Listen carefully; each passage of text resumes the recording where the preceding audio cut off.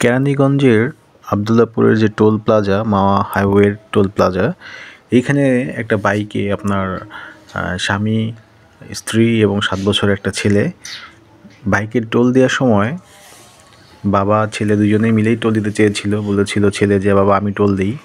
এই টোল দেওয়ার সময় ঠিক এই সময়টাতেই হচ্ছে পিছন দিক থেকে একটা বড় বাস, যেটা নাকি ব্রেক ফেল বা গাড়িটা থামে নাই, সে একেবারে সরাসরি মোটরসাইকেলকে আঘাত করে। তার সামনে ছিল একটা প্রাইভেট কার, সেটাকেও আঘাত করে। তার সামনে ছিল আর একটা মাইক্রোবাস, সেটাকেও আঘাত করে একেবারে দুমড়ে মুচড়ে শেষ করে ফেলে। তো মোটরসাইকেলের যে ওনার 7 বছরের ছেলে ছিল, সেই ছেলেটার উপর দিয়েই মাথার উপর দিয়ে চাকা চলে যায় বাসের, এবং তার স্ত্রীকেও আপনার গাড়ির চাকার সাথে পিষ্ট করে নিয়ে যাওয়া হয়। মানে ঘটনাস্থলেই 5 জনের জীবন শেষ। এখন কথা হচ্ছে এই ড্রাইভারটা আসলে কারা নিবে, কে নিবে? এখন কেউ বলতেছে এই গাড়ির আসলে ব্রেক ফেল করছে, এই জন্য ড্রাইভার সোজাসুজি এই গাড়িগুলোর উপর দিয়ে চালাই দিছে। আমি মনে করি আসলে এই যে গাড়ির মানে ব্রেক ফেল বা ত্রুটিযুক্ত গাড়ি, এইসব গাড়িকে রোড পারমিট দেয়া বা ফিটনেস দেয়া, এটার দায়ভার আসলে বিআরটিকে নিতে হবে।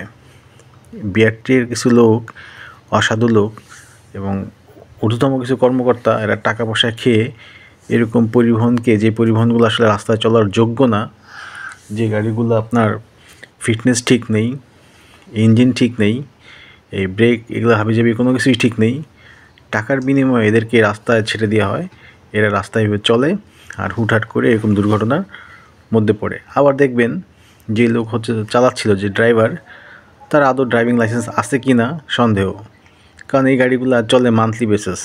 প্রত্যেকটা ট্রাফিক সার্জেন্টকে তারা টাকা দিয়ে এই গাড়িগুলো এইভাবে রোডে চলে থাকে।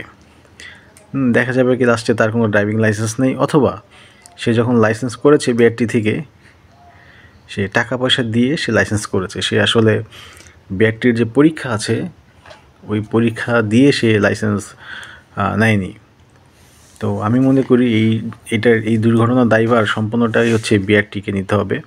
কারণ এই বিআরটিতে বিগত সময় যে ধরনের দুর্নীতি হয়েছে, যেই পরিমাণে টাকা পয়সা খেয়ে মানুষকে লাইসেন্স দিছে বা গাড়ির ফিটনেস দিয়েছে, গাড়িতে মানে ট্যাক্স টোকেন আপডেট করেছে, রোড পারমিট দিয়েছে, এরকম দুর্নীতি আসলে অন্য কোনো দেশ আসছে কিনা আমার জানা নাই। কিন্তু যেই গাড়িটা এখানে দুর্ঘটনা ঘটাইছে, এই গাড়ির থেকে দেখবেন আরও কিছু গাড়ি আছে যেগুলো দেখতে একেবারেই মানে বিধ্বস্ত, সেই গাড়িগুলো কিন্তু চলে। আপনারা দেখবেন, আপনাদের শহরেই দেখবেন অনেক চলে, কী বলে এগুলোকে, রেগুনা চলে, যার ফিটনেস ঠিক নেই, দরজা খুলে যায় তো খুলে পড়ে যায়, এমন একটা অবস্থা। বা মানুষ যেখানে বসে সিট ভাঙাচোরা, গাড়ির যে পাটাতন সেটাও মানে ফাটা একেবারে, রাস্তা রানিং অবস্থায় রাস্তা দেখা যায় তল দিয়ে। তো এরকম অনেক গাড়ি আছে যেগুলোর আসলে ফিটনেস মোটেও ঠিক না, কিন্তু এরা রোডে চলে। কিন্তু কীভাবে চলে? ওরা হচ্ছে এইভাবেই হচ্ছে কনভিন্স করে চলে, মানে বিআরটিকে টাকা দিয়ে চলে, সার্জেন্টদেরকে টাকা দিয়ে চলে। সো সড়কে এই ধরনের দুর্ঘটনার জন্য বিআরটি কোনোভাবে এদের দায় এড়াইতে পারে না। এদেরকে এই দায় নিতে হবে এবং এদেরকেও আইনের আওতায় আনতে হবে। যদি আপনি গোড়া থেকে প্রবলেমটা সলভ করতে পারেন, তাহলে রোডে দুর্ঘটনার সংখ্যা অনেক কমে যাবে।